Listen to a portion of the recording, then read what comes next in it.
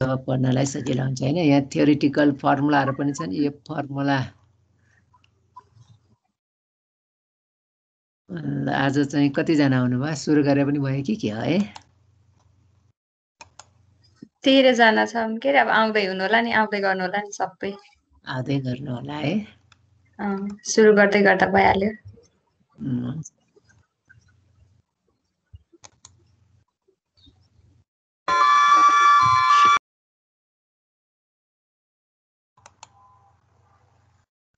देखिराख्नु भएको छ स्क्रिन है? स्क्रिन देखिन्छ?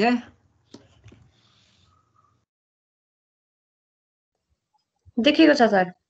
देखिरहेको छ है। यो चाहिँ अब यो थ्योरिटिकल क्याल्कुलेटिङ फर्मुला भनेर दिएको छ। यसमा टर्क न्युटन मिटर भनेको MEP mean effective pressure kilo पास्कलमा, अनि यो भोल्युम यो डिनोमिनेटर क्युबमा दिएको छ। अनि 6.28 इन्टु एनआर। यसमा चाहिँ मैले एकपल्ट हेर्नै पर्छ यो एनआर यसमा दिएको छैन है। इज इक्वल टु यो एनआर चाहिँ म खोजेर पछि दिउँला तपाईहरुलाई है। Is equal to 159.2 into P kilowatt per revolution भनेर दिएको छ। यो चाहिँ टर्क निकाल्ने फर्मुला भयो। त्यस्तै यो पावर किलोवाट निकाल्ने फर्मुला दिएको छ। MEP mean effective pressure into volume per metre cube.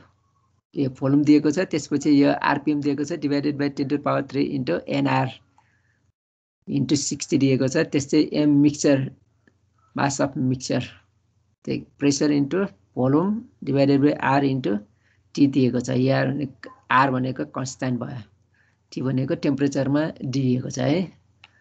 त्यस्तै यसमा चाहिँ मास अफ फ्युल, यो चाहिँ थ्योरिटिकल फर्मुला भयो। मास अफ फ्युल ग्राममा मेजर गर्दाखेरि mass of mixture divided by air by fuel plus 1 गरेर दिएको छ। त्यस्तै mass of fuel per second, mass flow rate per सेकेन्डमा दिएको छ gram per second equal to mass if mixture भयो चाहिँ मिक्सचर भयो भने मास भयो मास अफ फ्युल,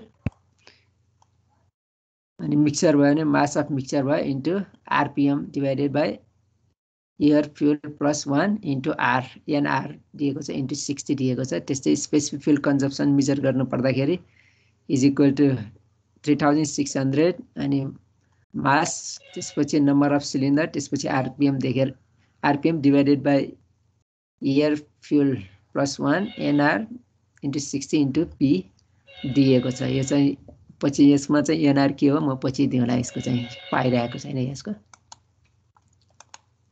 यो कम्पेरिजन अफ प्रोपर्टिज, यो प्रोपर्टिज अफ एयर फ्युल मिक्सचरको दिएको छ। त्यसपछि अर्को साइडमा प्रोपर्टिज अफ एयर दिएको छ। यो सिपी भनेको specific heat of air fuel mixture at constant pressure को 1.108 kilo joule per KG kelvin दिएको छ भने एयरको चाहिँ specific heat of air at constant प्रेसरमा 1.005 kilo joule per KG kelvin दिएको छ भने यो सिबी भनेको चाहिँ specific heat of air fuel mixture at constant भोल्युममा एयर फ्युल मिक्सचरको CV 0.821 kilo joule per KG kelvin छ। त्यस्तै एयरको चाहिँ 0.718 किलो जुल पर केजी दिएको छ भने चाहिँ प्रोपर्टिज अफ एयर फ्युल मिक्सचरको भन्दा सिबी चाहिँ एयरको भन्दा एयर फ्युल मिक्सचरको बढी रहेछ। त्यस्तै अब गामा भनेको युनिट, यो चाहिँ ratios of specific heat gamma equal to K equal to यो गामा अथवा के भनेको चाहिँ ratio of specific heat CP by CV भयो। यो एयर फ्युल मिक्सचरको गामा अथवा रेसियो स्पेसिफिक हिट्स 1.35 छ। त्यसै एयरको हेर्ने भने 1.4 छ। त्यसै यो gas constant CP minus CB equal to 0.287 kilo joule per KG kelvin छ भने एयरको चाहिँ gas constant equal to CP minus CB equal to 0.287 kilo joule per KG kelvin छ। यो ग्यास कन्स्ट्यान्ट चाहिँ दुईटैमा सेम रहेको छ।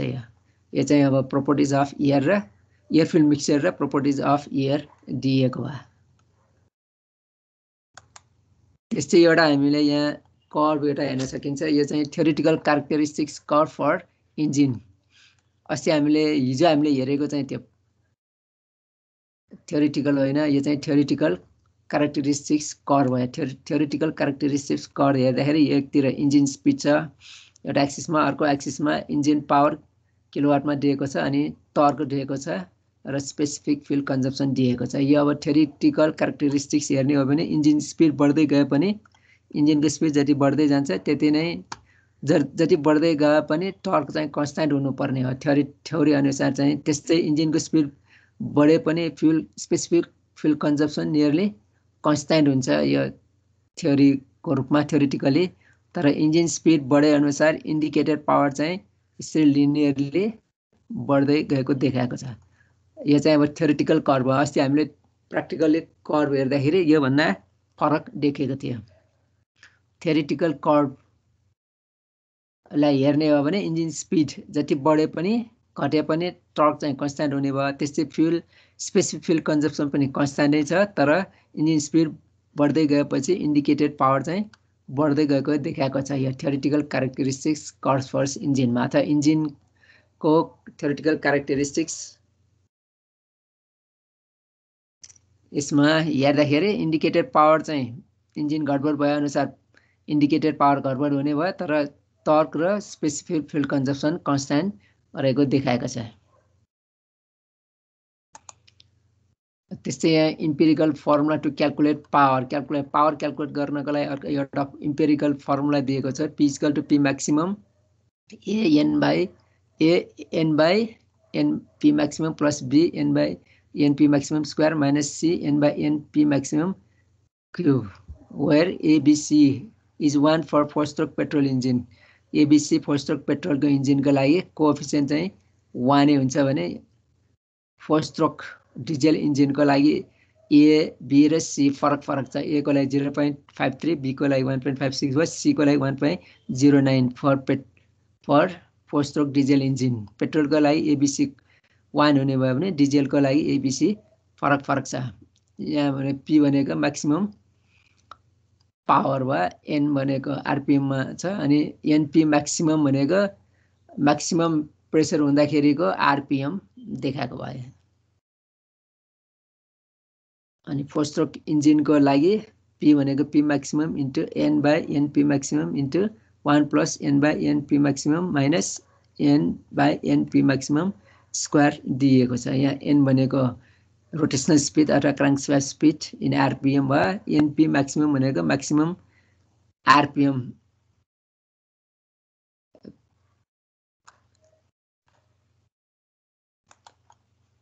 त्यसै यहाँ टर्कको अर्को फर्मुला दिएको छ। टर्क न्युटन मिटरमा दिएको छ। Torque is equal to power kilowatt into 60 into 1000 divided by twice by N। N rotational speed भयो अथवा इन्जिन स्पिड दिएको छ। अनि mass of air equal to pressure kilo पास्कलमा into volume total volume divided by R into T. R भनेको gas constant भयो, T भनेको temperature केल्भिनमा दिएको भयो इन्टु 10 टु द पावर 6 छ। त्यस्तै rate of flow of mass of air चाहिँ G पर सेकेन्डमा दिएको छ अथवा मासको रेट ग्राम पर सेकेन्डमा दिएको छ। त्यस्तो भयो भने mass of air into newton air into M into NG भनेको चाहिँ ग्राममा दिएको भयो, N आरपिएममा दिएको भयो डिभाइडेड बाई 2 इन्टु 60। यति थाहा भयो भने हामीले मास अफ एयर थाहा पाउन सकिन्छ अथवा rate of change of mass of एयरको फर्मुलाबाट यो मास र इन्जिन आरपिएम थाहा भयो भने हामी मास अफ एयर थाहा पाउन सक्छौँ। त्यस्तै यो अब एउटा फर्मुलाबाट क्यालकुलेट गरेर यो निकाले केही चाहिँ डाटाहरू यहाँ निकालेको छ, यसमा कम्प्लिट भरेको चाहिँ छैन। त्यस्तै हामीले performance characteristics of ESI engine हेर्न सक्छौँ। हुन त हिजो पनि हामीले हेर्न त हेरिसक्यौँ। यहाँ हेर्ने हो भने यसमा चाहिँ एकतिर इन्जिन स्पिड छ, engine speed versus torque newton मिटरमा, त्यस्तै specific consumption gram per kilowatt आवरमा दिएको छ भने अर्को चाहिँ यहाँ पावर किलोवाटमा दिएको छ। हिजो भने जस्तै यहाँ इन्जिनको स्पिड भर्सेस हामीलाई टर्क लिने हो भने सुरुमा इन्जिन स्पिड बढ्दै गएपछि यहाँ इन्जिन स्पिड 500 आरपिएमबाट सुरु गरेको छ। त्योभन्दा कम रेन्जको भयो भने इन्जिन कन्स्ट्यान्टली स्मुथली चल्न सक्दैन। त्यही भएर अपरेटिङ रेन्ज यहाँ 500 आरपिएमबाट सुरु भएको छ। 500 आरपिएमबाट इन्जिनको स्पिड बढ्दै गएपछि झन्डै 3000 RPM देखि 3005 RPM सम्म टर्क म्याक्सिमम बढेको छ। त्यसपछि 3500 RPM भन्दा इन्जिनको स्पिड बढ्दै गएपछि टर्क बिस्तारै घट्दै गएको देखाएको छ। यहाँ इन्जिनको स्पिड म्याक्सिमम 7000 लिएको छ। धेरै इन्जिनको स्पिड भयो भने अपरेटिङ रेन्ज भन्दा बढी हुने भएको कारणले गर्दाखेरि 7000 RPM सम्म मात्रै लिएको छ। त्यस्तै यो स्पिड र पावर इन किलोवाटमा हेर्दाखेरि इन्जिनको स्पिड बढ्दै गएपछि सुरुमा 500 RPM देखि झन्डै 6000 RPM सम्म इन्जिनको स्पिड बढ्दै गएको देखाएको छ। जस्तै इन्जिनको स्पिड बढ्दै गएको छ त्यस्तै पावर पनि बढ्दै गयो। त्यसपछि 6000 RPM भन्दा बढी भइसकेपछि इन्जिनको पावर चाहिँ घट्न थालेको छ। त्यस्तै यहाँ अर्को दिएको छ यो डट लाइनमा फ्रिक्सन पावर हो, त्यो पनि किलोवाटमा दिएको छ। फ्रिक्सन पावर पनि इन्जिनको स्पिड बढ्दै जाँदाखेरि सुरुमा चाहिँ झन्डै कन्स्टान्ट रहेको छ। 3000 RPM सम्म फ्रिक्सनल पावर कन्स्टान्ट जस्तै रहेको छ। त्यसपछि जब इन्जिनको स्पिड बढ्दै जान्छ त्यही अनुसार फ्रिक्सनल पावर पनि बढ्दै गएको छ, अथवा चाहिँ फ्रिक्सन पावर लस बढ्दै गएको देखाएको छ। त्यो फ्रिक्सनको पावर बढ्दै गएपछि इन्जिनको पावर पनि टर्क पनि घट्न थालेको यहाँ देखाएको छ।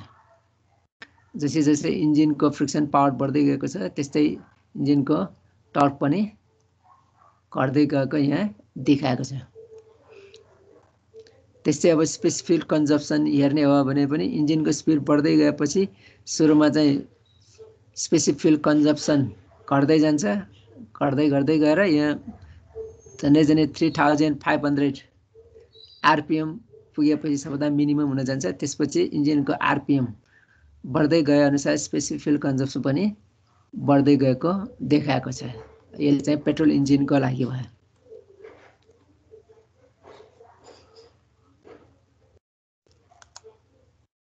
त्यस्तै यहाँ CI performance characteristics of CI engine अथवा डिजेल इन्जिनको पर्फर्मेन्स क्यारेक्टरिस्टिक्स देखाएको छ। यसमा पनि यो इन्जिनको स्पिड भर्सेस टर्क अनि फ्रिक्सनल पावर र स्पेसिफिक फ्युल कन्जप्सनको कर्भहरू देखाएको छ। यसमा हेर्ने हो भने इन्जिन स्पिड बढ्दै गए अनुसार सुरुमा यसमा चाहिँ इन्जिनको स्टार्टिङ स्पिड 500 RPMबाट सुरु भएर 5000 RPM सम्म दिएको छ। यसरी हुँदाखेरि जब इन्जिनको स्पिड बढ्दै जान्छ, इन्जिनको स्पिड बढ्दै गए अनुसार टर्क पनि बढ्दै गएको देखाएको छ। टर्क चाहिँ म्याक्सिमम टर्क मानौ यो 3500 सम्म म्याक्सिमम टर्क पुगिसकेपछि इन्जिनको स्पिड बढ्दै गए अनुसार पनि टर्क पनि घट्दै गएको देखाएको छ। भनेको मतलब इन्जिन स्पिड बढेपछि टर्क पनि बढ्दै जान्छ, त्यसपछि घट्न थाल्छ। त्यस्तै अर्को हेर्ने हो भने हामीले पावर हेर्ने हो भने पावर पनि इन्जिनको स्पिड बढ्दै गएपछि पावर पनि बढ्दै जान्छ। त्यसपछि म्याक्सिमम पावर पुग्छ अनि त्यसपछि इन्जिनको पावर बढ्दै गए पनि इन्जिनको स्पिड बढ्दै गए पनि पावर चाहिँ इन्जिनको पावर घट्न थाल्छ। तर यहाँ इन्जिन पावर घटेको चाहिँ देखाएको छैन, किनभने यसमा स्पिड एन्ड 5000 मात्रै देखाएको छ। त्यस्तै अब frictional power loss power in friction पनि दिएको छ। जब इन्जिनको स्पिड बढ्दै जान्छ त्यो बढ्दै गए अनुसार चाहिँ स्लाइटली फ्रिक्सनल पावर पनि बढ्दै गएको छ। 3500 सम्म स्लाइटली बढ्दै गएको देखाएको छ। त्यसपछि एकैचोटि धेरै फ्रिक्सनल पावर पनि बढ्दै गएको छ। भनेको मतलब इन्जिनको स्पिड बढ्दै गएपछि फ्रिक्सनको कारणले गर्दाखेरि पावर लस पनि बढ्दै जान्छ। त्यस्तै हामी अर्को हेर्ने हो भने स्पिड भर्सेस स्पेसिफिक कन्जप्सन हेर्दाखेरि पनि इन्जिनको पेट्रोल इन्जिनमा जस्तै सुरुमा इन्जिनको स्पिड बढ्दै गए अनुसार स्पेसिफिक कन्जप्सन पनि घट्दै गएको देखिन्छ। त्यसपछि चाहिँ मिनिमम पुगेपछि जस्तै यहाँ 3500 जति पुगेर अनि स्पिड बढ्दै गएपछि अनि स्पेसिफिक फ्युल कन्जप्सन पनि बढ्दै गएको देखाएको छ। यो चाहिँ performance characteristics of CI engine अथवा डिजेल इन्जिनको पर्फर्मेन्स क्यारेक्टरिस्टिक्सहरू भयो। यो टर्क घट्नु र पावर चाहिँ पछि घट्दै जानुको मुख्य कारण चाहिँ यो फ्रिक्सनल पावर पनि हो अथवा पावर लस इन फ्रिक्सनले गर्दाखेरि पनि इन्जिनको पावर र टर्कमा पनि घट्दै जान्छ इन्जिनको स्पिड बढे अनुसार।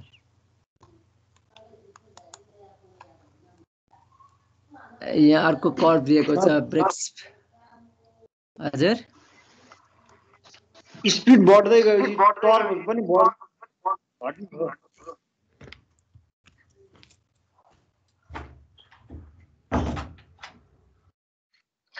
स्पिड बढ्दै गएपछि के भन्नुभयो? टर्क चाहिँ बढ्ने देखिने हैन। स्पिड बढ्दै गएपछि सुरुमा चाहिँ टर्क बढ्दै जाने भयो हैन, अनि म्याक्सिमम टर्क एटेन गरिसकेपछि जस्तै अब यहाँ नै कति छ म्याक्सिमम, अब यो 3500 आरपिएम भयो, 3000 नियरली 3100 आरपिएम हुँदाखेरि यो टर्क चाहिँ 130 न्युटन मिटर जति छ। अनि त्यो म्याक्सिमम 130 न्युटन मिटर पुगिसकेपछि अनि त्यसपछि इन्जिनको स्पिड बढ्दै गयो भने पनि इन्जिनको टर्क चाहिँ घट्दै गएको देखाएको छ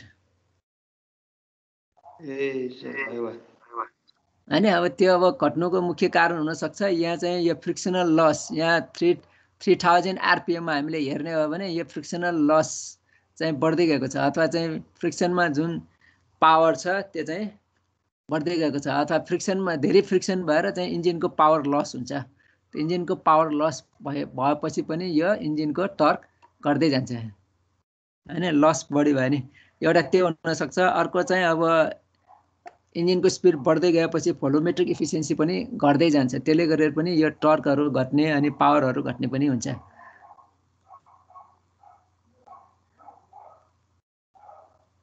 बुझ्नुभयो? यहाँ त्यहाँ लेखेको छ both torque and power are function of engine speed. At low speed torque increases as engine speed increases. As engine speed increases further, torque reaches a maximum and then decreases as shown in figure. Torque decreases because the engine is unable to engage a full charge of air at higher speed. And जति चाहिँ इन्जिनको speed बढ्दै जान्छ, एउटा अब torque घट्नुको कारण चाहिँ यो। अर्को चाहिँ यो एयर फिल्ड मिक्सचरको इन्डक्सन जति हुनुपर्ने हो त्यति चाहिँ हुन सक्दैन, त्यसले गर्दाखेरि पनि अब यो टर्क चाहिँ घट्छ, पावर चाहिँ घट्छ अनि टर्क पनि घट्न जान्छ। एयर फिल्ड मिक्सचर जति चाहिँ अब इन्जिन सिलिन्डरभित्र पस्नुपर्ने हो त्यति पस्न सक्दैन, त्यसले गर्दाखेरि इन्जिन पावर जति उत्पादन हुनुपर्ने हो त्यति उत्पादन हुन सक्दैन पेट्रोल इन्जिनमा। डिजेल इन्जिनमा जति एयर चाहिँ एयर इन्डक्सनमा एयर पस्नुपर्ने हो त्यति एयर पस्न सक्दैन, त्यसले गर्दाखेरि पनि इन्जिनको पावर र टर्क चाहिँ घट्छ। अर्को चाहिँ इन्जिन र इन्जिनको स्पिड बढ्दै गए अनुसार इन्जिनको टर्क र पावर घट्नुको एउटा मुख्य मेजर कारण चाहिँ यो लस इन फ्रिक्सन, यो फ्रिक्सनमा चाहिँ पावर बढी लस हुन्छ, त्यसले गर्दाखेरि पनि यो टर्क चाहिँ घट्छ। भयो? क्लियर भयो? भयो सर। यहाँ अर्को पनि लेखेको छ हैन, indicated power increases with speed while brake power increases to a maximum and then decreases, and this is because friction power increase with engine speed to a higher power and becomes dominant at higher speeds. Power body जति जति engine speed बढ्दै जान्छ frictional power loss, frictional power अथवा power loss पनि बढ्दै जाने कारणले गर्दाखेरि इन्जिनको स्पिड पनि मिनिमाइज अथवा चाहिँ लिमिट गर्नुपर्ने हुन्छ। For many automobile engines, maximum brake power occurs at 6000 to 7000 RPM. Diesel इन्जिनमा प्रायः म्याक्सिमम ब्रेक पावर चाहिँ 6000 देखि 7000 RPM मा पुग्छ भनेर भनेको छ। About 1.5 times the speed of maximum torque. अनि त्यसपछि चाहिँ यो 6 to 7000 मा म्याक्सिमम पावर अटेन गर्छ भने चाहिँ यो CI इन्जिनमा। The greater power can be generated by increasing displacement. Power generate गर्ने एउटा कारण अथवा चाहिँ हामीले पावर बढाउनको लागि डिस्प्लेसमेन्ट, इन्जिनको डिस्प्लेसमेन्ट बढाउन सकिन्छ, त्यस्तै मिन इफेक्टिभ प्रेसर बढाउन सकिन्छ, अथवा इन्जिनको स्पिड बढाएर पनि सर्टेन आरपिएमसँग इन्जिनको स्पिड बढाएर पनि पावर चाहिँ बढाउन सकिन्छ। पावर बढाउनको लागि रेस्पोन्सिबल फ्याक्टर्सहरू यो डिस्प्लेसमेन्ट, इन्जिनको डिस्प्लेसमेन्ट अथवा स्वेट भोल्युम भयो, त्यसपछि मिन इफेक्टिभ प्रेसर र स्पिड चाहिँ हुन सक्छ। Increasing displacement increases engine mass and take up space, both of which are contrary to automobile design trend. Most of engines are smaller but run at higher speeds and are often turbocharged or supercharged to increase mean effective pressure. अब mean effective pressure बढाउनको लागि प्रायः supercharger अथवा टर्बोचार्जरहरू प्रयोग गरेको हुन्छ. जब mean effective pressure increase हुन्छ अथवा mean effective pressure बढ्दै गएपछि इन्जिनको पावर पनि बढाउन सकिन्छ, किनभने यो mean effective pressure र पावरको डाइरेक्ट रिलेसन हुन्छ. इन्जिनको पावरको र mean effective pressure को डाइरेक्ट रिलेसन चाहिँ हुन्छ. इन्जिन प्रेसर बढेपछि इन्जिनको पावर पनि बढ्छ. त्यसै यहाँ अब फ्युल यो brake specific consumption versus compression ratio दिएको छ. यहाँ कम्प्रेसन रेसियो 9, CR भने कम्प्रेसन रेसियो भयो 9 र अर्को लाइन चाहिँ CR कम्प्रेसन रेसियो 7 दिएको छ. यहाँ कम्प्रेसन रेसियो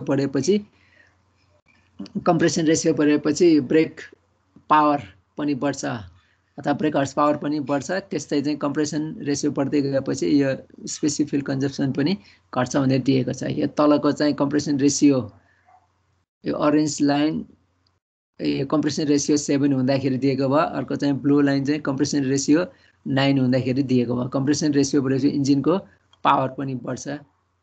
ब्रेक अनि त्यसै ब्रेक स्पेसिफिकेसन कन्जम्सन पनि घट्छ. अथवा यो भनेको मतलब इन्जिनको कम्प्रेसन रेसियो जति भए पनि इन्जिनको स्पिड बढ्दै गएपछि सर्टेन आरपिएम जस्तै 3500 आरपिएम सम्म ब्रेक स्पेसिफिक फ्युल कन्जम्सन घट्दै जान्छ. त्यसपछि 3500 आरपिएम भन्दा बढी आरपिएम भएपछि यो ब्रेक स्पेसिफिक फ्युल कन्जम्सन पनि बढ्दै गएको देखाएको छ.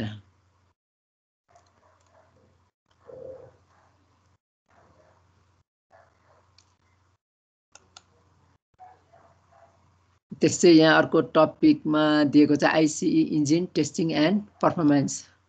Internal combustion engine testing and पर्फर्मेन्सको दिएको छ. यसमा विशेष गरी यो energy flow through the reciprocating IC engine, यो जुन एयर फ्युल मिक्सचर बर्निङ भएर जति हिट इनर्जी निस्किन्छ त्यो हिट इनर्जी कहाँ चाहिँ रिलिज हुन्छ भनेर यहाँ देखाएको छ. जस्तै अब हिट इनर्जी यहाँ फ्युल इनर्जी, अब जब फ्युल इन्जेक्ट हुन्छ अथवा एयर फ्युल मिक्सचर बल्छ, यहाँ फ्युल चाहिँ इन्टर गरेको भयो, एयर फ्युल मिक्सचर बलेपछि जुन हिट इनर्जी आउँछ त्यो हिट इनर्जी धेरै ठाउँमा लस हुन्छ. जस्तै इनर्जी लसेस एक्जस्ट कुलेन्ट र रेडिएसनमा इनर्जी लस हुन्छ. त्यसै अब इन्डिकेटेड इनर्जी नेटवर्कले यो इन्डिकेटेड इनर्जीले पिस्टनलाई तल मुभ गर्ने हो, जसले गर्दाखेरि पावर स्ट्रोक पाउने हो, पावर स्ट्रोक पाउँछ. अनि energy losses in exhaust coolant and रेडिएसनमा जति इनर्जी लसेस हुन्छ त्यति इनर्जी लस भइसकेपछि यो इन्डिकेटेड पावर चाहिँ पाउँछ. त्यो पावरले चाहिँ यो क्राङ्कस्याफ्टहरू घुमाउने काम गर्छ. त्यसपछि बल्ल फ्रिक्सन लसेसहरू, यहाँ इनर्जी लसेस फ्रिक्सन लसेसहरू भइसकेपछि बल्ल युजफुल इनर्जी चाहिँ पाउँछ. त्यसै हामीले अर्कोबाट राम्रोसँग बुझ्न सकिन्छ. Heat balance or heat flow भयो. जस्तै अब यहाँ हिट फ्रम फ्युल 100%, सुरुमा चाहिँ एयर फ्युल मिक्सचर बर्न हुँदाखेरि 100% फ्युलबाट इनर्जी पायो भने पनि 35% कुलेन्टबाट हिट इनर्जी लस हुन्छ. यो चाहिँ साङ्के डायग्राम अनुसार कुलेन्ट चाहिँ 35% 35% हिट लसेस हुन्छ. त्यस्तै अब बाँकी रहन्छ. त्यसपछि 65% इनर्जी बाँकी हुन्छ. जुन 65% इनर्जीमा 33% एक्जस्ट ग्यासबाट बाहिर निस्किन्छ. यहाँ नियरली 33% एक्जस्ट ग्यासबाट इनर्जी बाहिर रिलिज हुन्छ. त्यस्तै अब 32% बाँकी हुन्छ. 32% बाँकी हुँदाखेरि पनि यहाँ झन्डै सराउन्डिङमा 12% इनर्जी लसेस हुन्छ. अनि ब्रेक पावरमा झन्डै 20% मात्रै बाँकी हुन्छ भनेर यहाँ दिएको छ. यो साङ्केको अनुसार चाहिँ यसलाई जुन साङ्के डायग्राम भन्छौँ, साङ्के डायग्राम अनुसार हाम्रो जुन फ्युल इनर्जीबाट प्राप्त इनर्जी 20% मात्रै ब्रेक पावरमा युज हुन्छ. भनेको मतलब चाहिँ 80% लसेसहरू इन्जिनमा लसेसहरू हुन्छ, हिट लस हुन्छ. अनि बाँकी 20% मात्रै ब्रेक पावरको रूपमा उपलब्ध हुन्छ.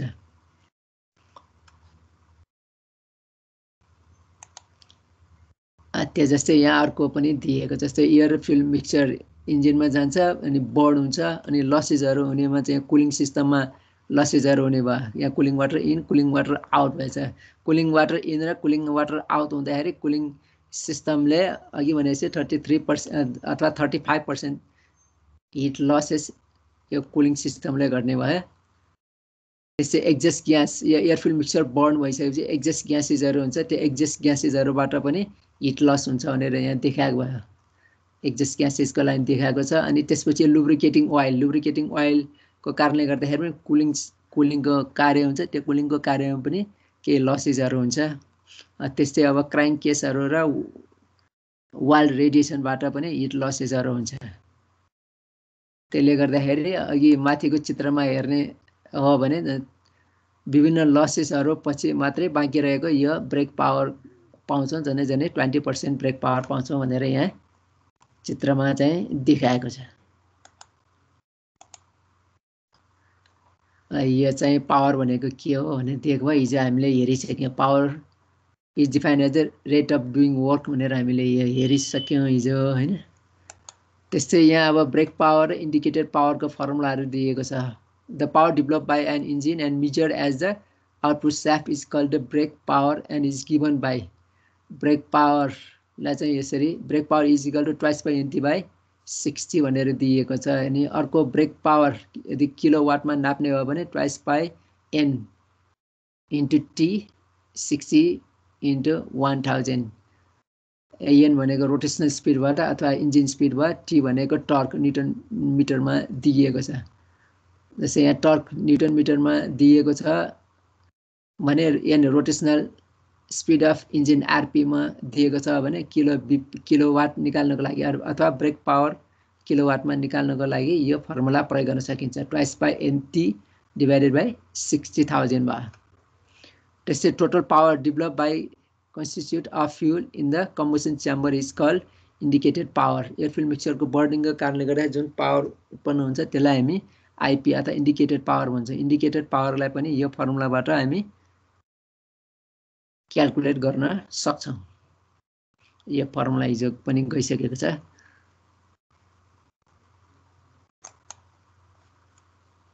FP and mechanical efficiency. The difference between IP and BP is called friction power. FP is equal to IP minus BP. Indicated power र ब्रेक पावरको जुन डिफरेन्स छ त्यो नै फ्रिक्सनल पावर हो। यो फ्रिक्सनल पावर जति त्यही भएर फ्रिक्सनल पावर जति बढ्दै जान्छ त्यति आइपी र बीपी चाहिँ घट्न थाल्छ। अनि मेकानिकल इफिसियन्सीको फर्मुला चाहिँ दिएको छ BP by IP is equal to BP by BP plus FP. Brake power divided by brake power plus friction power. यो चाहिँ मेकानिकल फर्मुलामा।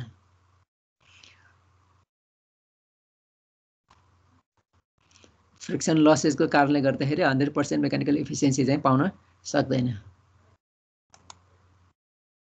त्यस्तै यो कम्बसन इफिसियन्सी दिएको छ। Thermal efficiency accounts for combustion efficiency that is the whole of the chemical energy of the fuel is not converted into heat energy during combustion. अघि भने जस्तै यो जति पनि हिट इनर्जी एयर फिल्ड मिक्सचरबाट पाउँछ, बर्निङ अफ एयर फिल्ड मिक्सचरबाट पाउँदै त्यो सबै हिट इनर्जी मेकानिकल इनर्जीमा कन्भर्ट हुन सक्दैन। त्यही भएर यो थर्मल इफिसियन्सीलाई यसरी यहाँ आउटपुट पावर आउटपुट भनेको चाहिँ बीपी भयो divided by chemical energy input. Chemical energy input भनेको एयर फिल्ड मिक्सचरबाट पाउने इनर्जी हो।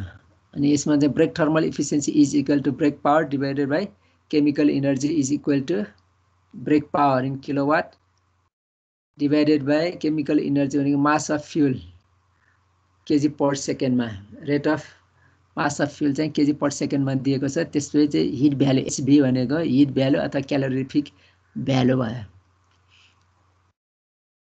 अनि यो फर्मुलाबाट हामीले ब्रेक थर्मल इफिसियन्सी पत्ता लगाउन सक्छौँ अथवा क्याल्कुलेट गर्न सक्छौँ।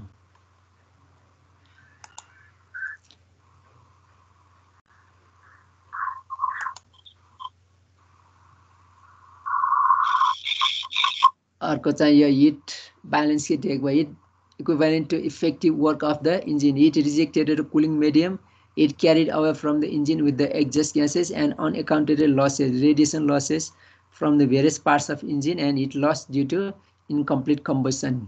हिट ब्यालेन्समा हामीले हेर्दाखेरि जति heat rejected to cooling medium it carried away from the engine with the exhaust gases and unaccounted losses radiation losses from the various parts of engine and heat loss due to incomplete combustion. Air field mixture burning हुँदाखेरि heat energy पाउँछौँ त्यो विभिन्न माध्यमबाट hit loss हुन्छ जस्तै cooling सिस्टमकोबाट hit loss हुने भयो लुब्रिकेटिङ सिस्टमबाट hit loss हुने भयो त्यस्तै एक्जस्टबाट चाहिँ हिट लसेज हुन्छ त्यस्तै फ्रिक्सनलबाट हिट लसेज हुन्छ त्यसै इन्कम्प्लिट कम्बसन भयो भने पनि हिट लसेजहरू हुन्छ त्यो हिट लसेज भएको कारणले गर्दाखेरि एकदम मिनिमम जस्तै 20% जति मात्रै युजफुल इनर्जी इन्जिनले प्राप्त गर्छ पेट्रोल इन्जिनले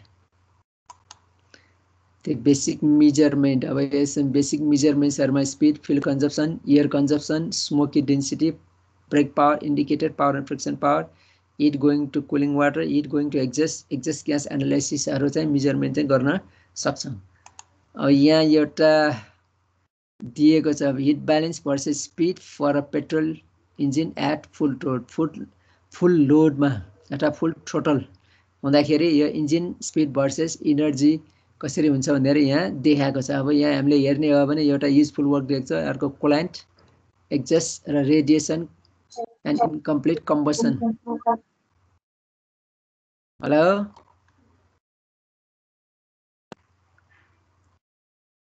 त्यस्तै अब इन्जिन स्पिड भर्सेस चाहिँ यो युजफुल वर्क दिएको छ। युजफुल वर्क यो 100 आरपीएम बाट चाहिँ दिएको छ। सुरुमा चाहिँ एनर्जी चाहिँ बढ्दै जान्छ अनि त्यसपछि चाहिँ घट्दै जान्छ अथवा चाहिँ युजफुल वर्क सुरुमा चाहिँ इन्जिन स्पिड बढ्दै गए अनुसार बढ्छ त्यसपछि युजफुल वर्क चाहिँ घटेको यहाँ देखाएको छ।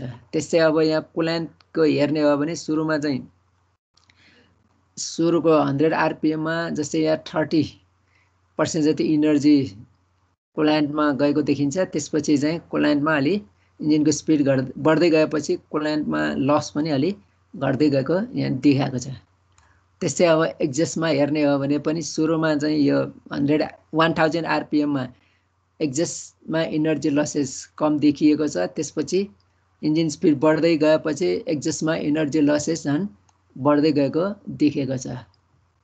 जस्तै एनर्जी सुरुमा चाहिँ यहाँ 20% जति एनर्जी एक्जस्टमा गएको देखिन्छ भने 100 आरपीएम 1000 आरपीएम मा एक्जस्टमा एनर्जी लस 20% देखिएको छ भने इन्जिनको स्पिड बढ्दै गएपछि एनर्जी लसेस झन्डै 35% एक्जस्टमा एनर्जी लस भएको देखिन्छ यहाँ। त्यस्तै अब यो रेडिएसन इनकम्प्लिट कम्बसन इन्जिनमा इन्जिनको स्पिड बढ्दै गएपछि सुरुमा इन्जिनको स्पिड कम हुँदाखेरि रेडिएसन र इनकम्प्लिट कम्बसनमा धेरै एनर्जी लसेसहरू भएको देखिएको छ। जस्तै यहाँ 30% जति एनर्जी लसेस भएको छ भने इन्जिनको स्पिड बढ्दै गएपछि रेडिएसन र इनकम्प्लिट कम्बसनमा एनर्जी लसेस कम भएको देखिएको छ।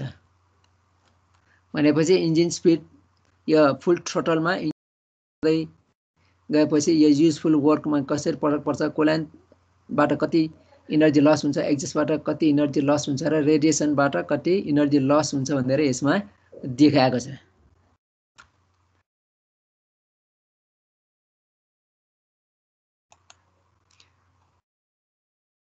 त्यस्तै यो components of heat balance in components of heat balance in percentage at full load मा के कसरी इन्जिनको हिट ब्यालेन्स हुन्छ भनेर यहाँ देखाएको छ। जस्तै यो इन्जिन टाइपमा एसआई इन्जिन र सीआई इन्जिन पेट्रोल इन्जिन र डिजेल इन्जिनको देखाएको छ। त्यसै ब्रेक लोड एफिसिएन्सी अथवा ब्रेक पावरमा झन्डै 21 देखि 28% जति एसआई इन्जिनमा हुन्छ। त्यस्तै हिट रिजेक्टेड टु कुलिङ वाटरमा heat rejection 12 to 27% heat loss हुन सक्छ एसआई इन्जिनमा। त्यस्तै heat rejected through exhaust gases percentage exhaust ग्यासेसमा हिट लसेसहरू 30 देखि 55% सम्म हुन्छ। त्यसै अनएकाउन्टेड हिट अरू अन्य हिटेडहरू 3 to 55% भनिन्छ, जसमा इन्क्लुडिङ इनकम्प्लिट कम्बसन लस 0 देखि 45% भनेपछि विभिन्न कारणले गर्दाखेरि 3 देखि 55% सम्म हिट लस चाहिँ हुन सक्छ। त्यस्तै अब यो सीआई इन्जिन पेट्रोल इन्जिनमा सीआई इन्जिन डिजेल इन्जिनमा हेर्ने हो भने ब्रेक लोड एफिसिएन्सी 29 देखि 42% सम्म छ। त्यस्तै heat rejected in cooling system 15 देखि 35% सम्म कुलिङ सिस्टममा हिट रिजेक्टेड हुन सक्छ। त्यस्तै अब hit rejected through exhaust gases 25 देखि 45% सम्म हुन सक्छ डिजेलमा, 45 देखि 45% सम्म CI इन्जिनमा एक्जस्ट ग्यासबाट हिट लसेज हुन सक्छ। त्यस्तै 21 देखि 0 including incomplete combustion losses 0 to 5%, र इनकम्प्लिट कम्बसन अन्य विभिन्न कारणहरूबाट 21% देखि 0% सम्म हिट लसेजहरू हुन सक्छ यो डिजेल इन्जिनमा। भनेको मतलब चाहिँ हाम्रो म्याक्सिमम हिट इनर्जी युज हुन सक्ने हिट इनर्जी पेट्रोल इन्जिनको लागि 28% भयो, त्यस्तै डिजेल इन्जिनको लागि 42% सम्म हिट इनर्जी फ्युलबाट प्राप्त हुने हिट इनर्जीलाई प्रयोगमा ल्याउन सक्छौँ।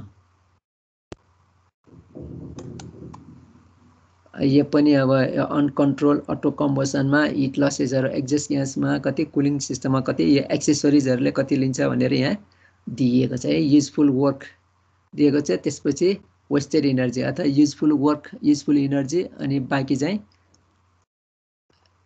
वेस्टेड इनर्जीहरू दिएको छ। वेस्टेड इनर्जीमा इन्जिन फ्रिक्सन पनि वेस्टेड इनर्जी भयो, कुलिङ सिस्टम पनि वेस्टेड इनर्जी भयो, एक्जस्ट सिस्टम पनि वेस्टेड इनर्जी भयो। तर हामी जो exhaust system, cooling system, friction सिस्टमबाट जति हिट लसेजहरू हुन्छ त्यसलाई मिनिमाइज चाहिँ गर्न सक्छौँ होला, तर चाहिँ कम्प्लिटली मिनिमाइज चाहिँ गर्न सक्दैनौँ।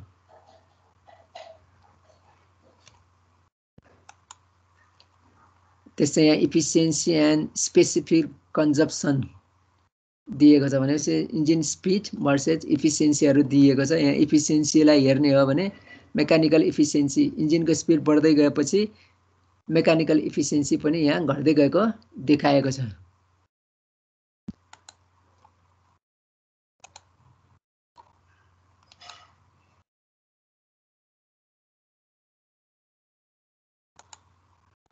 यहाँ हाम्रो इन्जिनको स्पिड एक्स एक्सिसमा देखाएको छ, त्यस्तै इफिसियन्सी वाइ एक्सिसमा देखाएको छ, त्यस्तै स्पेसिफिक फ्युल कन्जप्सन राइट साइडमा देखाएको छ।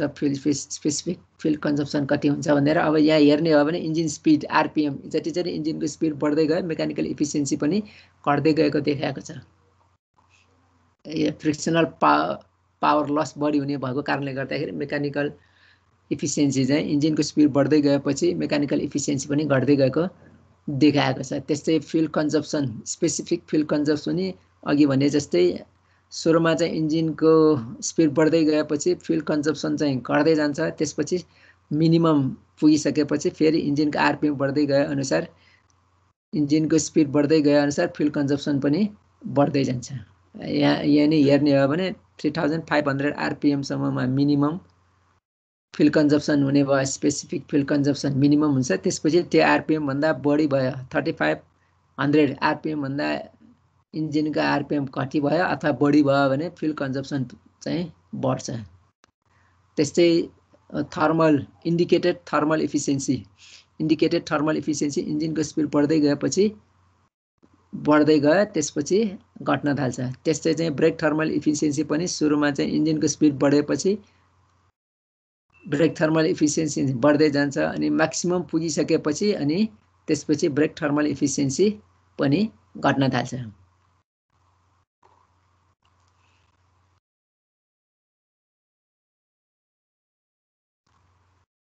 अनि यहाँ दिएको छ भेरिएज automobile engine at full throttle, compression ratio नभएको इन्जिनको लागि यहाँ दिएको छ र फुल थ्रोटलमा यो टेस्ट गरेको दिएको छ। त्यसमा पनि यो स्पिड यहाँ इन्जिनको स्पिड 0 देखि 7000 आरपिएमसम्म यहाँ देखाएको छ। त्यस्तै चाहिँ हर्स पावर अर्को साइडतिर ब्रेक हर्स पावर देखाएको छ अथवा हर्स पावर देखाएको छ। अनि त्यस्तै brake mean effective pressure KG force per सिएममा देखाएको छ। अब यहाँ हेर्ने हो भने चाहिँ इन्जिनको स्पिड बढ्दै गएपछि इन्डिकेटेड हर्स पावर सुरुमा धेरै बढ्दै गएको देखिन्छ, त्यसपछि पिक पावर 280 हर्स पावर पुग्दाखेरि इन्जिनको स्पिड 5000, यहाँ इन्जिनको स्पिड 5000 हुँदाखेरि 280 हर्स पावर म्याक्सिमम हुन जान्छ। त्यसपछि त्यो स्पिडभन्दा 5000 भन्दा बढी आरपिएम भएपछि इन्जिनको स्पिड चाहिँ अथवा इन्जिनको स्पिड 5000 भएपछि हर्स पावर घट्दै गएको यहाँ देखाएको छ। त्यस्तै अर्को चाहिँ यो ब्रेक हर्स पावर पनि इन्जिनको स्पिड बढ्दै गएपछि ब्रेक हर्स पावर पनि बढ्दै गयो। यहाँ बढ्दै गएपछि पिक पोइन्ट पर्यो। जस्तै अब यहाँ नियरली 4500 आरपिएम हुँदाखेरि 220 horse power brake horse power पुग्यो। ब्रेक हर्स त्यो चाहिँ पिकमा पुग्यो। पिकमा पुगिसकेपछि त्योभन्दा बढी अथवा 4500 भन्दा बढी आरपिएम पुग्दाखेरि इन्जिनको ब्रेक हर्स पावर यहाँ रिड्युस भएको, इन्जिनको स्पिड बढ्दै गए अनुसार पिक पोइन्ट पुगिसकेपछि ब्रेक पावर चाहिँ घट्दै गएको देखाएको छ। त्यसै ब्रेक टर्कलाई हेर्ने हो भने पनि सुरुमा इन्जिनको पावर, इन्जिनको स्पिड बढ्दै गए अनुसार ब्रेक पावर चाहिँ ब्रेक टर्क चाहिँ बढ्दै गएको छ। त्यस जस्तै यहाँ हेर्दाखेरि 2500 आरपिएम 2500 आरपिएममा म्याक्सिमम टर्क प्राप्त, म्याक्सिमम टर्क पुग्यो। म्याक्सिमम टर्क जस्तै यहाँ हेर्ने हो भने 45 kg/m।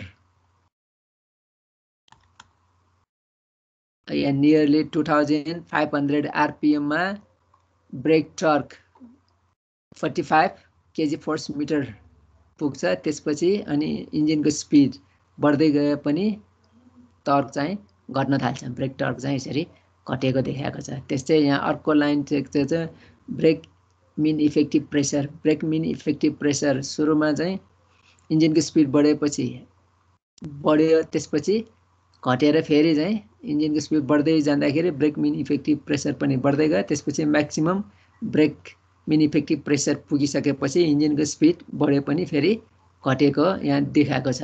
जस्तै अब यहाँ म्याक्सिमम ब्रेक पावर भनौँ 2500 आरपिएम पुग्दाखेरि ब्रेक मिन इफेक्टिभ प्रेसर झन्डै यहाँ ठ्याक्कै देखिँदैन है। ब्रेक मिन इफेक्टिभ दिएको छ। अनि त्यस्तै अर्को लाइन हो भने brake specific fuel consumption. Brake specific fuel consumption पनि यहाँ चित्रमा हेर्दाखेरि 3000 आरपिएम हुँदाखेरि सबभन्दा minimum brake specific fuel consumption छ भने त्यो 3000 आरपिएम भन्दा बढी आरपिएम भइसकेपछि ब्रेक स्पेसिफिक कन्जम्सन पनि बढ्दै गएको देखाएको छ। भनेको मतलब 3000 झन्डै 3000 आरपिएममा minimum brake specific fuel consumption हुने भयो। अनि त्योभन्दा अगाडि अथवा पछाडिको स्पिडमा ब्रेक स्पेसिफिक फ्युल कन्जम्सन चाहिँ बढ्छ। त्यस्तै यहाँ अर्को लाइन दिएको छ फ्रिक्सनल हर्स। त्यो फ्रिक्सनमा लस हुन्छ, त्यो चाहिँ इन्जिनको स्पिड बढ्दै गएपछि बढ्दै नै गएको देखिन्छ। जस्तै यहाँ 1000बाट इन्जिन आरपिएम 1000 हुँदादेखि इन्जिनको चाहिँ 7000सम्म पुग्दाखेरिको यो फ्रिक्सनल हर्स पावर चाहिँ दिएको छ। इन्जिनको स्पिड बढ्दै गए अनुसार फ्रिक्सनल हर्स पावर पनि यसरी कर्वमा बढ्दै गरेको देखिन्छ। त्यही भएर यो धेरै फ्रिक्सनल हर्स पावर बढ्यो भने यो ब्रेक पावर र इन्डिकेटर पावर पनि घट्दै जान्छ। त्यही भएर चाहिँ इन्जिनको स्पिड हामीले मेन्टेन गरेर चलाउनु पर्ने हुन्छ। अथवा म्याक्सिमम पिक पावरसम्म हामीले इन्जिनको स्पिड बढाए पनि हुन्छ। त्यसपछि त्योभन्दा बढी इन्जिनको स्पिड बढायो भने चाहिँ फ्रिक्सन लसेसहरू धेरै बढ्छ। यो चाहिँ अब पेट्रोल इन्जिनको जसको कम्प्रेसन रेसियो 9 छ त्यो इन्जिनको देखाएको भयो।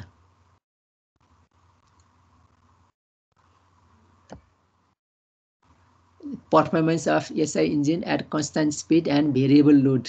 कन्स्टेन्ट स्पिड र भेरिएबल लोडको लागि यो देखाएको भयो। यसमा चाहिँ इनर्जी लसेसहरू कसरी हुन्छ भनेर देखाएको भयो। जस्तै यो ब्रेक हर्स पावर यता देखाएको छ। यो चाहिँ कन्स्टेन्ट स्पिड भनेको इन्जिनको स्पिड n = 2500 आरपिएम। इन्जिनको स्पिड 2500 आरपिएममा अथवा कन्स्टेन्ट इन्जिन स्पिडमा भेरिएबल लोडमा यो इनर्जीहरू के हुन्छ भनेर यहाँ देखाएको भयो। यो चाहिँ युजफुल वर्क कन्स्टेन्ट स्पिडमा हर्स पावर बढ्दै जाँदाखेरि यो युजफुल वर्क पनि यहाँ बढ्दै गएको देखाएको छ। त्यस्तै अब कुलेन्टमा इनर्जी लसेसहरू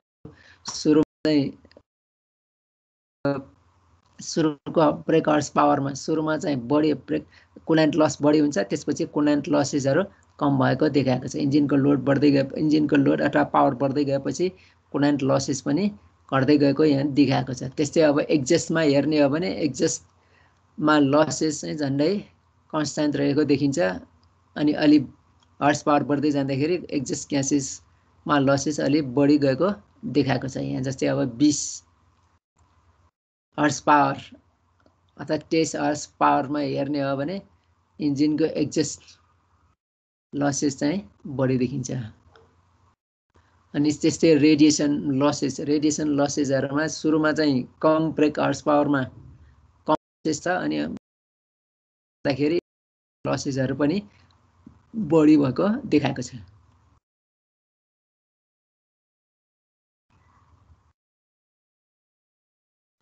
त्यसै performance of CI engine at constant speed and variable load. अनि यो डिजेल इन्जिनको देखाएको छ। यसमा चाहिँ स्पिड चाहिँ कन्स्टेन्ट तर लोड चाहिँ भेरिएबल हुँदाखेरि देखाएको छ। यसरी स्पिड चाहिँ 1200 आरपीएम मा इन्जिन स्पिडलाई 1200 आरपीएम मा कन्स्टेन्टमा राखेर हर्स पावर फरक गर्दाखेरिको यो डायग्राम भयो। यसमा चाहिँ इनर्जी लसेस यहाँ इनर्जी चाहिँ 0 देखि 100% देखाएको छ अनि ब्रेक हर्स पावर 0 देखि 50 सम्म देखाएको छ। त्यही हेर्दाखेरि युजफुल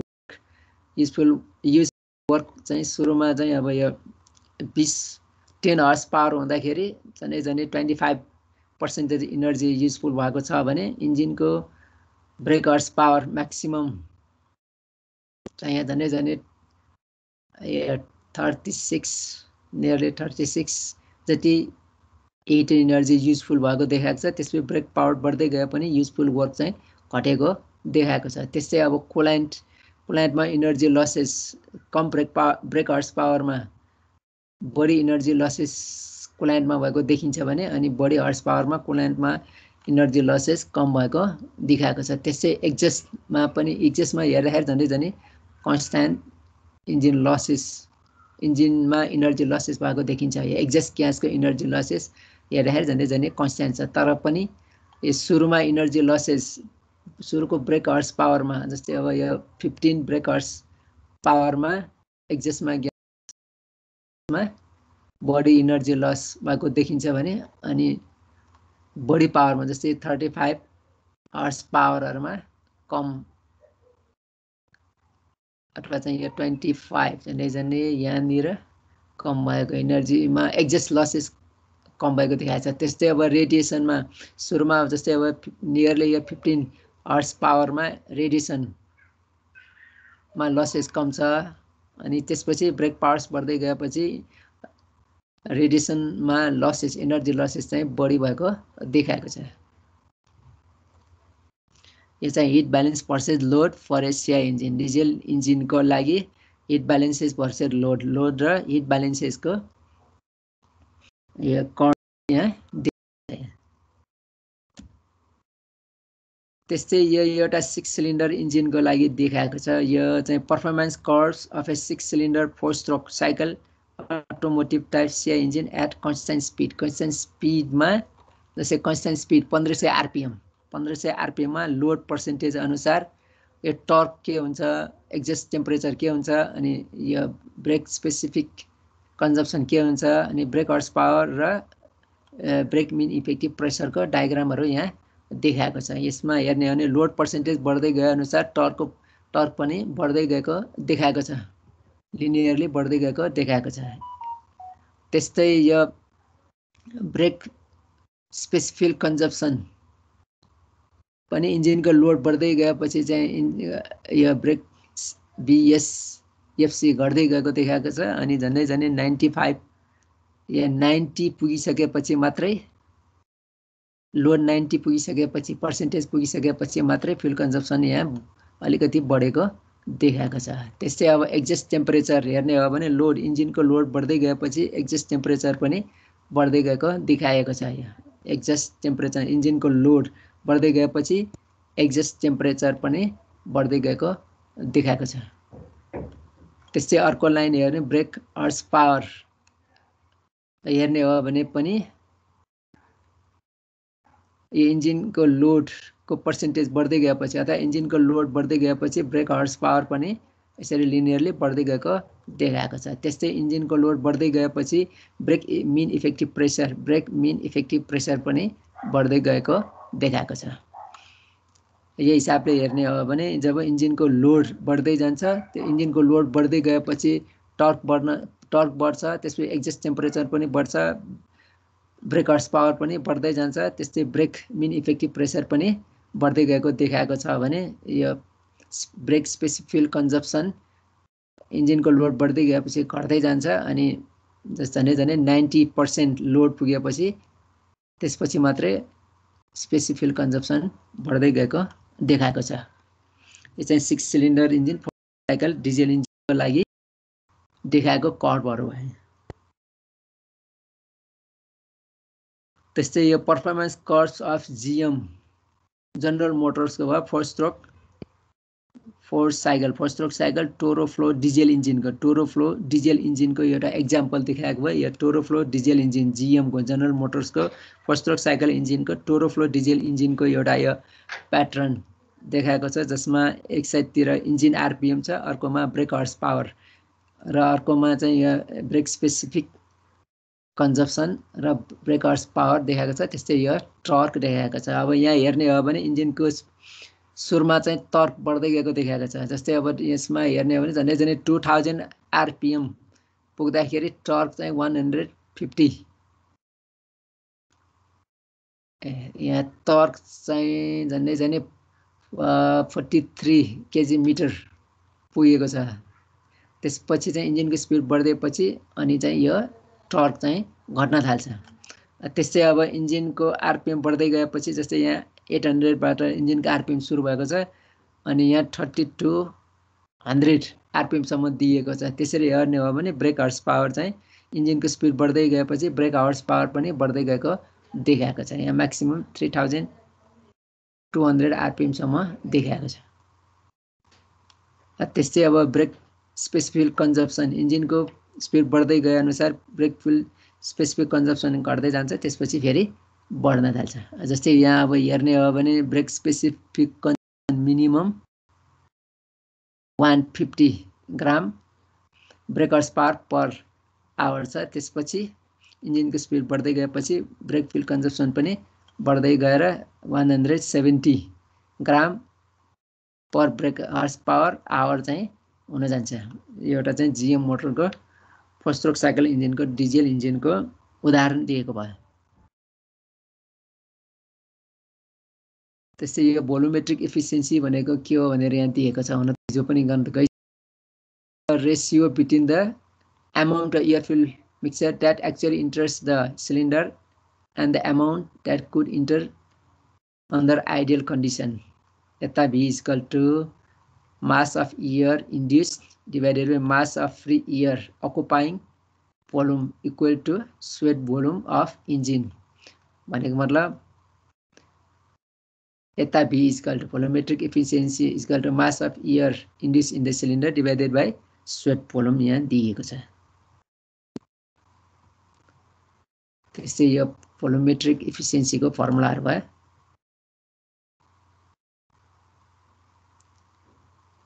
यहाँ रो भने के हो, यो रो भने के हो, एन भने के हो, यहाँ सबै दिएको छ। अनि अर्को यहाँ प्रब्लमहरू दिएको छ। यो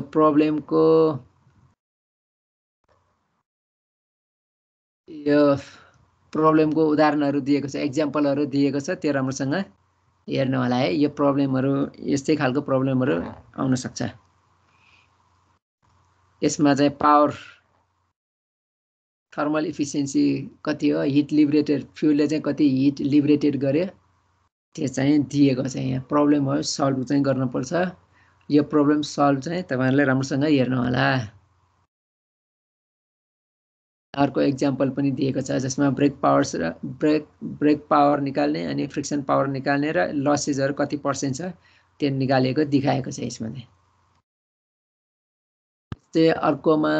अर्को एक्जाम्पल पनि दिएको छ। यसमा चाहिँ यो brake specific fuel consumption calculate गर्ने र इन्डिकेटेड स्पेसिफिक कन्जम्पसन निकाल्नु पर्ने दिएको छ। अर्को एक्जाम्पल दिएको छ एयर कन्जम्पसन कति भयो, फ्युल कन्जम्पसन कति भयो, एयर फ्युल रेशियो कति छ अनि पावर आउटपुट कति छ त्यो दिएको छ। यसमा thermal efficiency brake thermal efficiency निकाल्नु पर्ने दिएको छ। यो चाहिँ एक्जाम्पल तपाईहरुले हेर्न सक्नुहुन्छ राम्रोसँग।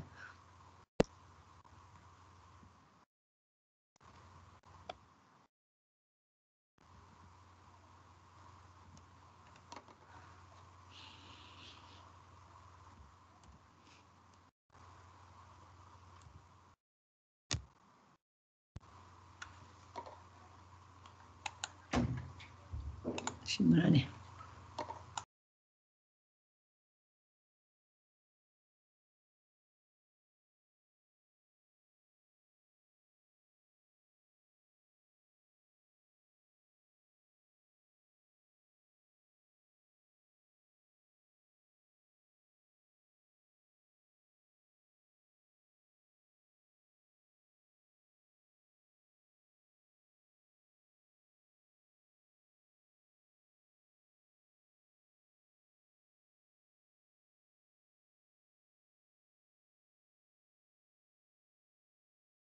अफ नेटवर्क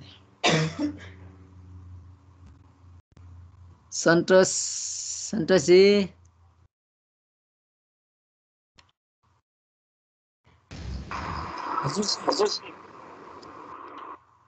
सन्तोष जी बोल्नु भयो हजुर सर अनि यो इन्जिन स्पिड र यो ब्रेक हर्स पावर को कर्भहरुमा के पहिला के हुन्छ इन्जिनको स्पिड बढेपछि ब्रेक हर्स पावर चाहिँ सुरुमै घट्न थाल्छ कि बढ्न थाल्छ कि के छ बढ्दै जान्छ सर अनि एउटा पोइन्टमा म्याक्सिमम हुन्छ अनि फेरि घट्दै आउँछ सर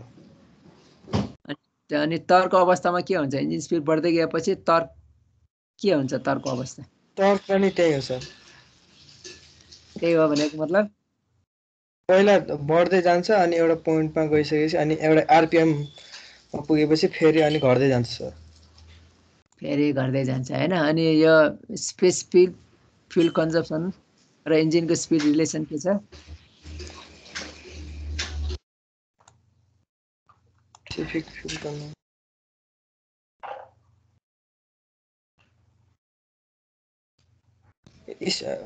स्पिड बढ्दै गएपछि घट्दै जान्छ होला सर बढ्दै गएपछि घट्दै जान्छ अनि त्यसपछि के हुन्छ घट्दै मात्रै गर्छ कि अरु केही हुन्छ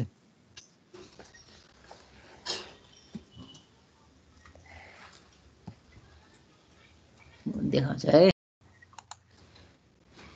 ल यो पिक्चर हेरेर श्री काजीले भन्नुस् त अब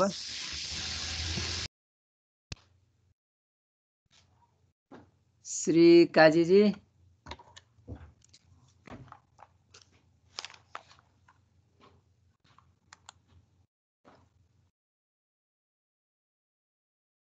रक्षाजी हेलो रक्षाजी रोडेसी पन्त हजुर सर निशाजी हो निशाजीले भन्नुस् त ल यहाँ एउटा म त रोदसी हो ल म अनिसा रोदसीजी ल एकपल्ट यो यो पिक्चर देखिराख्नु भएको छ नि तपाईले परफर्मेन्स क्यारेक्टरिस्टिक्स अफ सिया इन्जिन हैन यसमा चाहिँ इन्जिन स्पिड भर्सेस टर्क के हुँदै रहेछ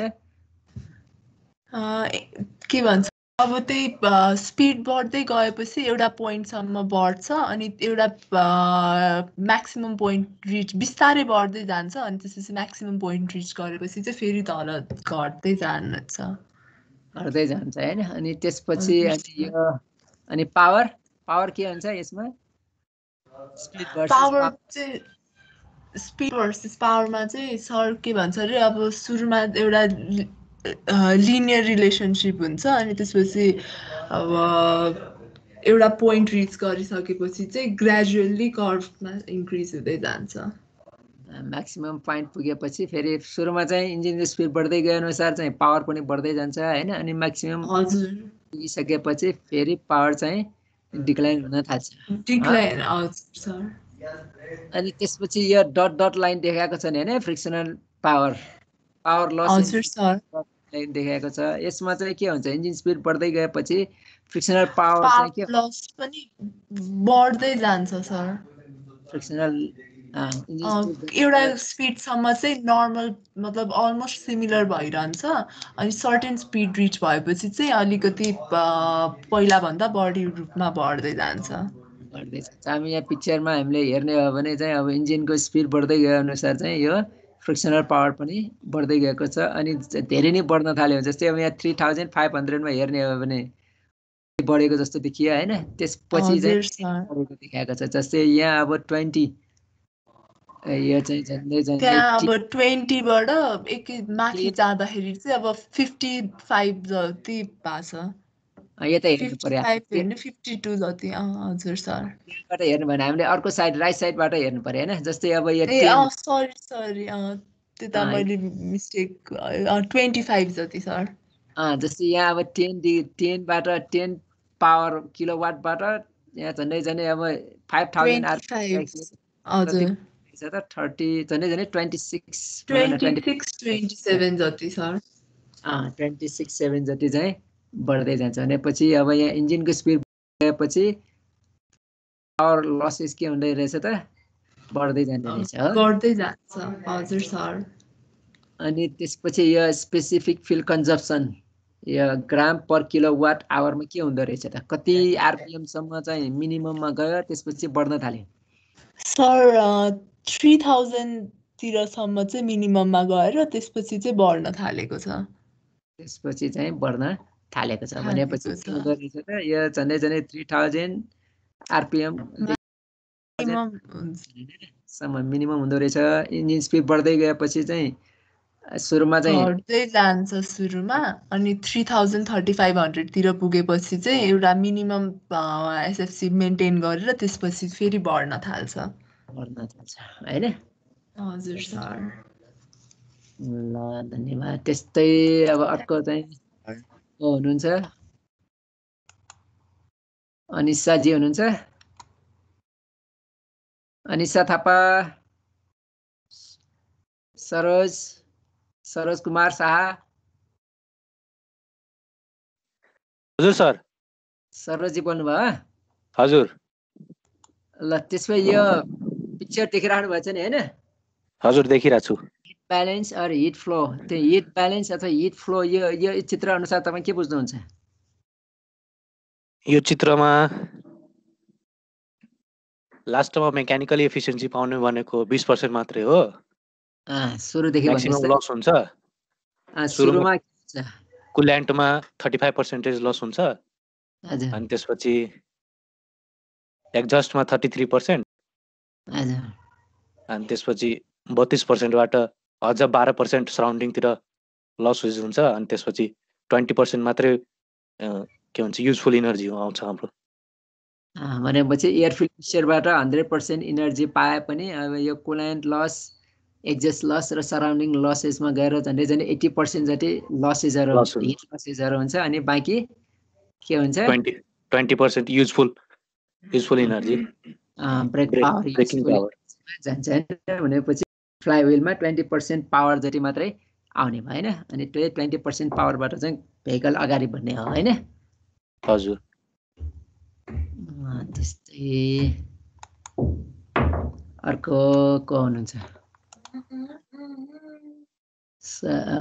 अनिल जी हुनुहुन्छ अनिल बहादुर खड्का हुनुहुन्छ नि है हजुर यो चाहिँ engine speed versus energy losses भने चाहिँ हैन हजुर सर हजुर हजुर यसमा चाहिँ के हुन्छ इन्जिन स्पिड अनुसार यो युजफुल वर्क कुल्यान्ट एक्जस्ट र रेडिएसनमा कसरी चाहिँ फरक आउँछ त्यही सर पहिला अब त्यो रेडिएसनमा चाहिँ बढ्दै गएको छ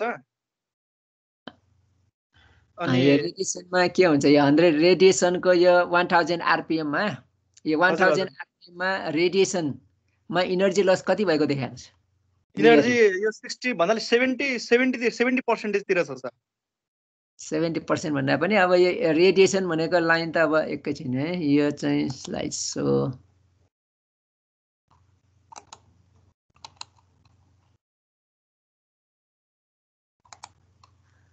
यो छ नि हैन यहाँदेखि यहाँसम्म छ नि हैन यो 1000 आरपिएममा यो पोइन्टदेखि यो पोइन्ट भने कति हो 70% देखि यहाँ 100% दिएको छ हैन भनेपछि यहाँदेखि यहाँसम्मको कति हुन्छ त यहाँदेखि यहाँसम्मको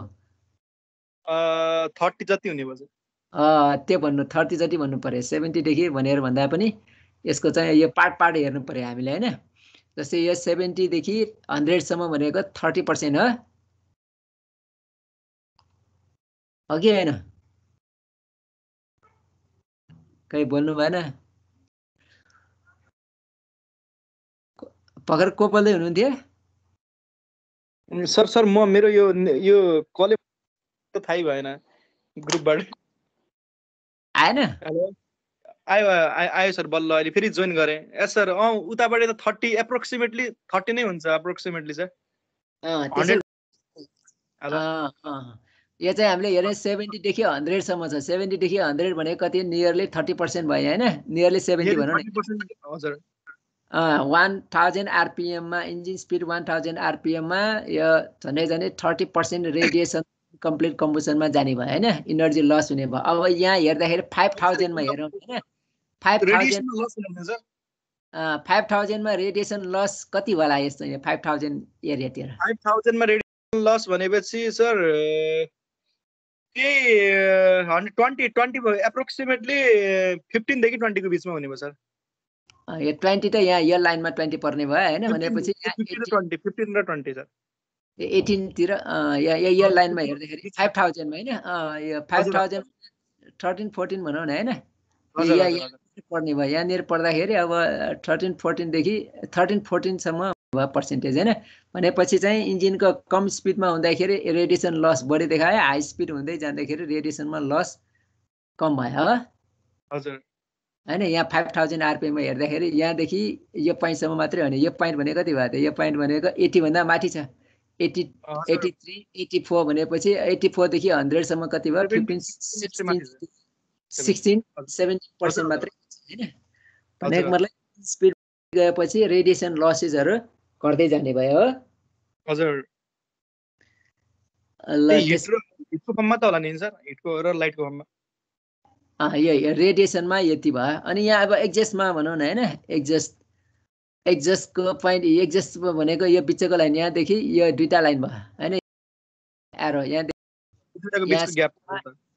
यो त्यो ग्याप भयो भन्दाखेरि अब 70 को बिचमा छ भनेपछि हाम्रो यो तलको लाइन चाहिँ सर अब 35 जति सर तलको लाइनमा चाहिँ 35 जति होला हैन सुरुमा चाहिँ 1000 आरपीएम मा कति जति होला 45 सर 45 छ यो सुरुको आरपीएम मा 1000 आरपीएम मा झन्डै अब कति होला यो 50 20 जति होला है 1000 आरपीएम मा झन्डै 20% चाहिँ इनर्जी एक्जस्टमा हुन्छ इनर्जी लस एक्जस्टमा हुन्छ भने इन्जिनको आरपीएम बढ्दै गएपछि जस्तै 5000 मा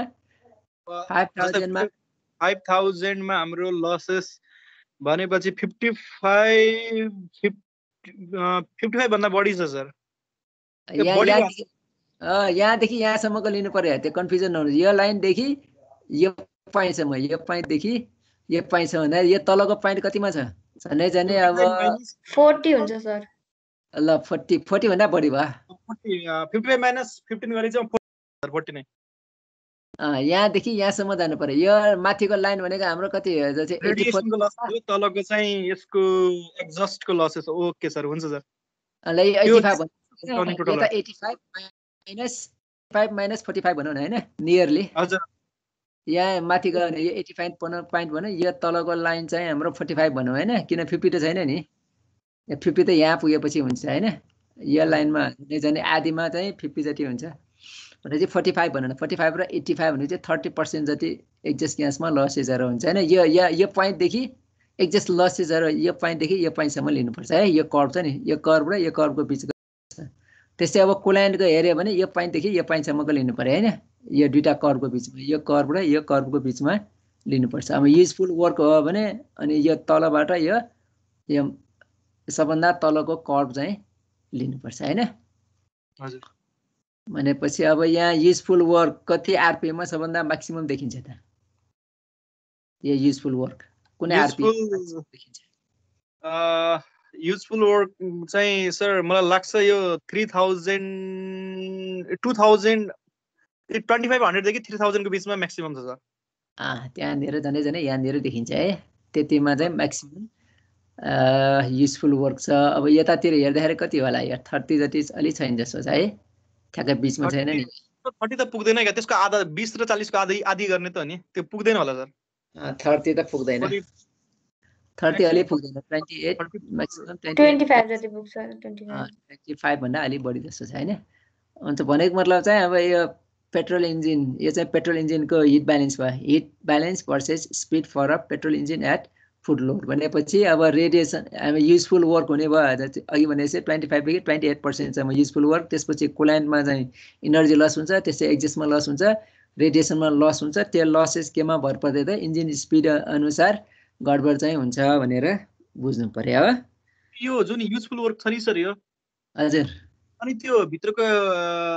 त्यो सेटअप छ नि जुन अपारेटस जुन हाम्रो सेटअप अनि त्यसले गर्ने लसलाई चाहिँ के भित्र इन्क्लुड गर्छ सर त्यो अब फ्लाइव्हिलले राम्रै फङ्सन गर्छ भन्ने पनि छैन नि अब चल्दै जाँदाखेरि हैन फ्लाइव्हिलमा फङ्सन फ्लाइव्हिलबाट पनि फेरि लसेसहरू हुन्छ जस्तै अब फ्लाइव्हिलसँग ट्रान्समिसन लसेस के भन्नुभएको थियो नि ट्रान्समिसन लसेसहरू हुन्छ यो चाहिँ पछि यो युजफुल वर्कबाट नै लसेस हुने हो नि पछि गएर युजफुल लसेस अब यो त ब्रेक हर्स पावर भनेको त इन्जिनको मात्रै भयो नि हैन इन्जिनको मात्रै हामीले लियौँ भने अनि त्यहाँबाट फर्दर जाँदाखेरि ट्रान्समिसन लस अझै हुन्छ अस्ति हामीले एउटामा कुन चाहिँ टपिकमा हेरेको थियौँ नि ट्रान्समिसन लस कति % हुन्छ भनेर त्यसमा पछि हेरेर चाहिँ कन्फर्मको लागि त्यसमा पनि लस हुन्छ यो चाहिँ अब हाम्रो इन्जिनको मात्रै भयो ट्रान्समिसनको सम्म हेऱ्यो भने त्यहाँ अझ बढी लसेसहरू हुन्छ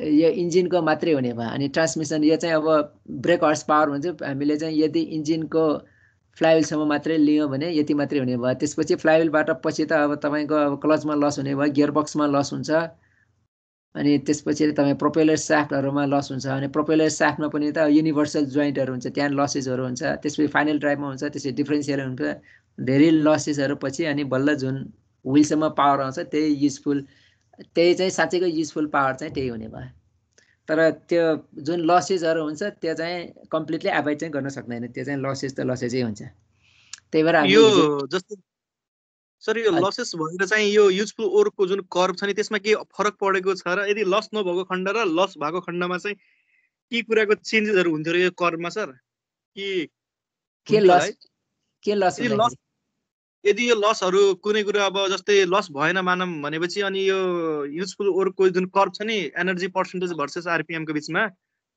त्यो कर्भमा के चेन्ज आउँथ्यो कि मतलब अलि जस्तै अब कुलान्टमै लस भएन भने कहाँ पुग्छ त युजफुल यहाँ पुगिसक्यो हैन ए भनेपछि एनर्जीको पहिलो त्यो मात्र भनेपछि त्यो लसेस घट्यो भन्ने बित्तिकै आउटपुट ज्यादा भन्ने बुझियो त्यति मात्र मतलब कर्भमा के चेन्ज नआउने भयो सर त्यो नेचर त उस्तै रहनु भयो चेन्जेस आउँछ जस्तै अब कुलान्ट सिस्टममा हामीले डिजाइन गरेर कुलान्ट लसेस 10% मात्रै युजफुल गराउन सक्यो भने हैन जस्तै अब 30% कुलान्टमा लसेस हुन्छ भने अब कुलान्ट सिस्टम हामीले राम्रो गरेर कुलान्ट सिस्टममा 20% मात्रै हामीले चाहिँ लसेस गराउन सक्यो भने त 10% युजफुल वर्क त त्यतिकै बढ्यो नि हैन हजुर हजुर मैले खाली नेचर मात्र यसको कर्भको नेचर चेन्ज नहुँदो रहेछ खाली त्यो कर्भ तलमाथि हाल्दो रहेछ हैन सर त कर्भ त्यस्तै रहँदो रहेछ कि अर्को कर्भ नबन्दो रहेछ भन्नेको मात्र हजुर हजुर त्यसमा अब युजफुल अब लसेसहरू अब के कस्तो लसेस हुन्छ अब त्यसमा भर पर्छ अब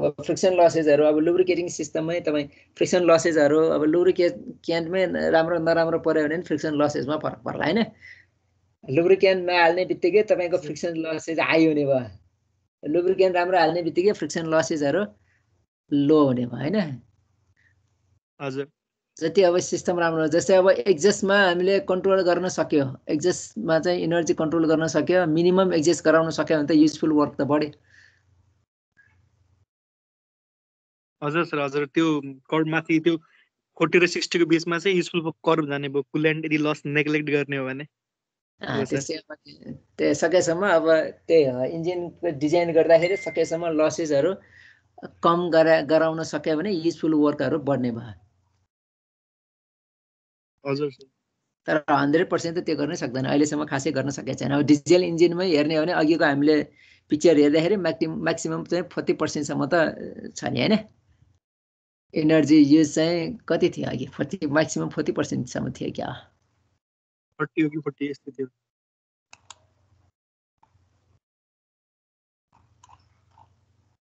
एउटा पिक्चर हामीले यहाँ हेरेको थियौँ यो थियो हैन जस्तै अब engine type brake load efficiency त 42% सम्म पावर चाहिँ डिजेल इन्जिनमा गर्न सक्ने भयो हैन उत्पादन गर्न सक्ने भयो 29 देखि 42% सम्म पेट्रोल इन्जिनमा म्याक्सिमम 20 इयर्ससम्म भयो यसलाई हेर्ने हो भने।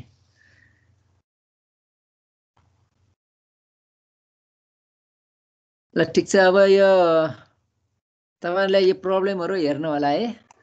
यो प्रब्लमहरु अब जाँचमा पनि कुनै प्रब्लमहरु सोध्न सकिएला। यो 4 वटा प्रब्लमहरु छ, तिनीहरु राम्रोसँग हेर्नु होला। यो ब्रेक पावरहरु, फ्रिक्सन पावरहरु कसरी निकाल्ने, लसेसहरु कसरी निकाल्ने यो, अनि यो ब्रेक स्पेसिफिक कन्जम्पसनहरु कसरी निकाल्ने, यो सबै 4 वटा क्वेशनहरुको सल्भ गर्नु होला यो हेरेर है। ल ठिक छ, आज म केही डिस्कसन गर्नुपर्ने छ?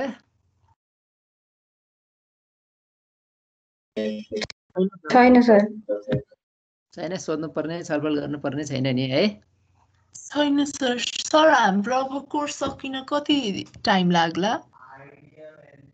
अब हाम्रो अझै 2टा जति त बाँकी होला। अब एउटा बाँकी छ हैन? हजुर। अब यो 1 हप्तामा सकेसम्म अर्को हाम्रो 2टा क्लासमा सिध्याउँ होला। हजुर सर। अब हाम्रो 2टा क्लासमा सिध्याउँ होला। अब 2टा क्लासमा सिध्याउनु भने 3 वटामा सिधिएला। हस् सर। अहिले हाम्रो भनेको अटो साइकल, डिजेल साइकल, अनि कार्नर साइकल, स्टर्लिङ साइकल र एटकिन्सन साइकल, अर्को चाहिँ ब्राउटन साइकल, 4 वटा होला। अनि एउटा ग्यास टर्बाइनको बाँकी छ। 7 वटा टपिक जति हाम्रो बाँकी छ।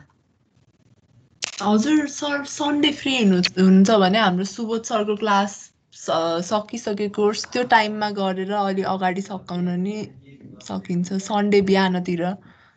सन्डेको एउटा क्लास त छ मेरो। अब यसपछि अस्तिको पुरानो एउटा क्लास लिने भनिरहेछ, अब के हुन्छ। ए हस् हस् सर। फर्स्टको सेकेन्ड इयरकोहरूले अब पहिलाको यो एउटा सेमेस्टरको त्यो 7 सेमेस्टरको एकपल्ट चाहिँ रिभिजन गर्नु पर्ला भनिराख्नु भएछ हैन? ए हस् हस् सर। एउटा 2टा रिभाइज गर्ने भनेछ, अब के हुन्छ त्यो भयो भने सकिँदैन हैन? हजुर हस् सर। ल ओके, बाई बाई सबैलाई। हस् bye sir. Bye bye sir. Be happy है। ठुलो कुरा। Okay sir. Bye bye. Great day, sir.